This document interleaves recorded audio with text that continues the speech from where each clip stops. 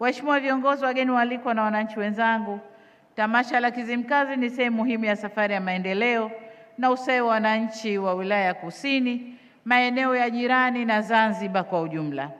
Kila mwaka linapofanyika linaacha alama na tunazindua na kuweka mawe ya msingi ya miradi mbalimbali ya maendeleo.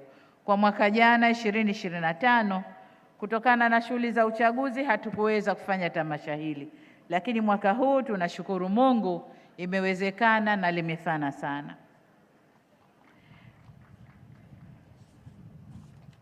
Miradi tayari ilishatajwa, kwa hiyo sitakwenda kutaja miradi, lakini niseme miradi yote iliyozinduliwa au iliyojengwa kwa kupitia tamasha hili, haya ndiyo malengo hasa ya kuanzishwa kwa tamasha hili.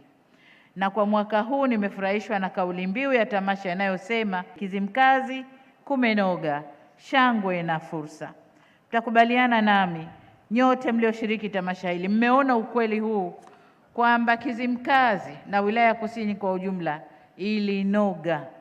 Wilaya ya Kusini ilichangamka, wilaya ya Kusini ilifurahi, ilikuwa na biashara na imepata fursa tulizokusudia katika kuboresha maisha na ustawi wa wananchi wetu.